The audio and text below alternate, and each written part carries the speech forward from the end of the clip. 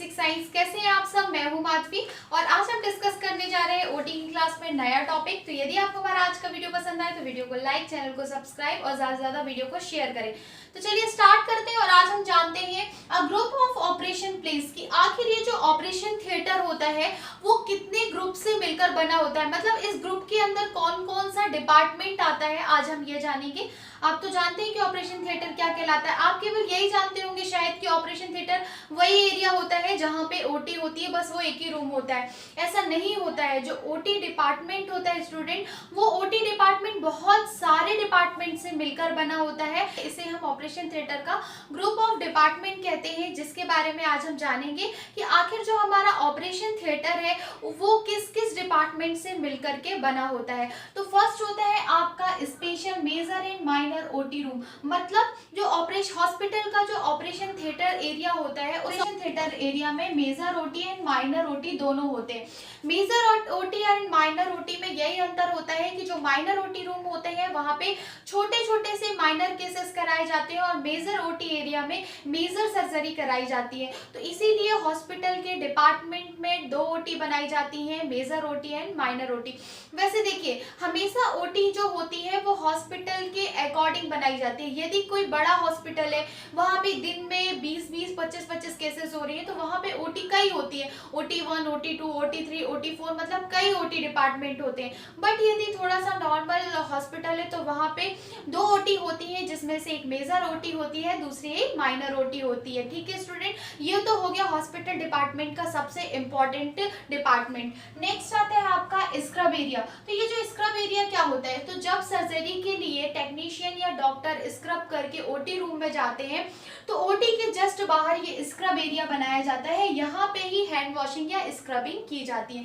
तो दो department. Third हो गया स्टरलाइजिंग एरिया। स्टरलाइजिंग एरिया का मतलब क्या है, इस एरिया में ही स्टरलाइजेशन किया जाता है। ठीक है स्टूडेंट, जो केमिकल स्टरलाइजेशन करना है या रेडिएशन स्टरलाइजेशन करना है, किसी भी टाइप का स्टरलाइजेशन ये स्टरलाइजिंग एरिया या वॉशिंग एरिया में किया जाता है। वॉशिंग एरिया मतलब ओटी से निकलने वाले जितने भी क्लॉथ होते हैं, लिनन होते हैं, ठीक है, उन लिनन को वॉश करने के लिए वॉशिंग एरिया का यूज किया जाता है। ठीक है, नेक्स्ट होता है प्रिपरेशन रूम। प्रिपरेशन रूम का मतलब क्या है, आपको मालूम है कि किसी पेशेंट का सर्जरी होना है तो सर्जरी के लिए आप प्रिपरेशन करोगे, तो सारे इंस्ट्रूमेंट की जो प्रिपरेशन की जाती है वो कहाँ की जाती है, प्रिपरेशन रूम में की जाती है। नेक्स्ट आता है स्टोर रूम। अब ये स्टोर रूम क्या है, तो स्टोर रूम में जितने भी हॉस्पिटल के इंस्ट्रूमेंट होते हैं, ओटी में यूज होने वाले जितने भी इंस्ट्रूमेंट या टॉवल्स, जितने भी गाउन वगैरह होते हैं, ये सारे स्टोर रूम में रखे जाते हैं। नेक्स्ट आता है चेंजिंग रूम। आपको मालूम है कि ओटी में स्टरलाइजेशन को मेंटेन करके रखा जाता है। एज अ कि टेक्नीशियन का जो बहुत इंपॉर्टेंट वर्क होता है कि वो स्टरलाइजेशन को मेंटेन करके रखे। तो जब भी हम बाहर से हम या टेक्नीशियन या डॉक्टर कोई भी जब ओटी में एंटर करता है तो सबसे पहले उसे चेंज करना होता है। चेंज करके जब वो स्टरलाइज क्लॉथ पहनता है तभी वो ओटी के अंदर जा सकता है। तो ओटी में चेंजिंग रूम बनाए जाते हैं, जिसमें से एक होता है स्टाफ का चेंजिंग रूम, एक होता है डॉक्टर्स चेंजिंग रूम। तो दो चेंजिंग रूम बनाए जाते हैं, एक सर्जन का चेंजिंग रूम होता है, एक स्टाफ का चेंजिंग रूम होता है। नेक्स्ट होता है इक्विपमेंट एंड स्टोर रूम, मतलब ऐसा स्टोर रूम जहां पे इक्विपमेंट्स, मशीनों को रखा गया है, इंस्ट्रूमेंट को रखा गया है। ऐसे भी स्टोर रूम बनाए जाते हैं जहां पे ओटी के इंस्ट्रूमेंट या इक्विपमेंट को रखा जाता है। नेक्स्ट आता है स्टूडेंट आपका ऑटोक्लेविंग एरिया। ये जो ऑटोक्लेविंग एरिया है इसे सीएसएसटी भी कहा जाता है। सीएसएसटी का मतलब होता है सेंट्रल स्टेराइल सप्लाई डिपार्टमेंट। इसी डिपार्टमेंट में क्या होता है कि इंस्ट्रूमेंट का स्टेरलाइजेशन किया जाता है, किसके द्वारा, ऑटोक्लेव मशीन के द्वारा।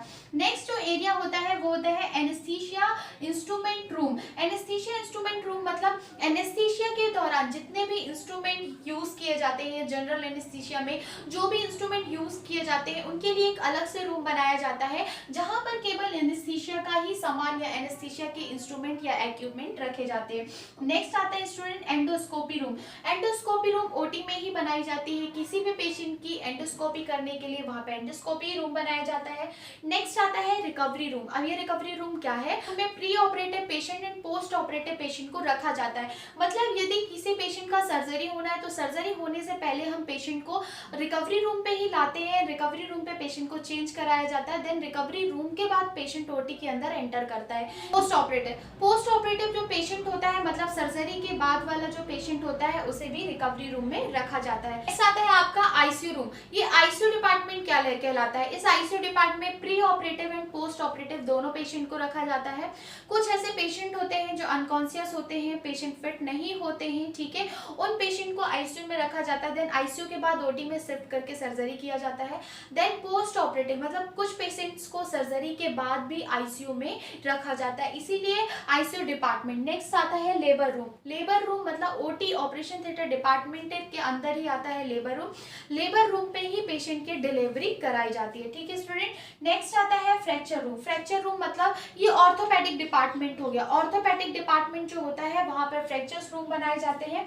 एंड प्लास्टर रूम कि यदि कोई एक्सीडेंटल पेशेंट आया है और उस पेशेंट का प्लास्टर होना है तो ये प्लास्टर रूम में आता है। तो आपने देख लिया ये जो ओटी डिपार्टमेंट है ये सिंगल ओटी रूम बस नहीं हो, जो ओटी रूम होता है या जो ओटी डिपार्टमेंट होता है वो बहुत सारे डिपार्टमेंट से मिलकर बना होता है, इसीलिए बोलते हैं a group of operation theatre plays. मतलब ये जो ऑपरेशन थिएटर प्लेस है ये बहुत सारे डिपार्टमेंट का ग्रुप है। तो आपने देख लिया कि इतने सारे डिपार्टमेंट मिलकर के ऑपरेशन थिएटर को कंप्लीट करते हैं, ऑपरेशन थिएटर रूम को कंप्लीट करते हैं। किसी भी एक डिपार्टमेंट के कारण भी हमारा ऑपरेशन थिएटर अधूरा होता है। यदि रिकवरी रूम ना हो तो आप पेशेंट को किस में रखोगे, और दूसरा यदि लेबर रूम ना हो तो पेशेंट की डिलीवरी किस में होगी।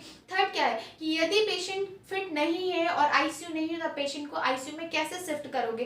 तो कहने का मतलब क्या है कि ये जो डिपार्टमेंट है एक दूसरे के लिए बहुत ही जरूरी है और इनका जो वर्क होता है वो एक दूसरे से कोरिलेट करता रहता है। मतलब यदि ओटी में कोई पेशेंट आया है, ऐसे किसी भी डिपार्टमेंट को उसकी जरूरत हो सकती है। इसमें एक एक्सरे डिपार्टमेंट भी होता है जिसमें पेशेंट फ्रैक्चर पेशेंट का एक्सरे किया जाता है। तो ये जो ओटी डिपार्टमेंट है ये बहुत सारे ग्रुप ऑफ डिपार्टमेंट से मिलकर के बना जाता है। तो आज की क्लास हमारी यहीं तक। Thank you.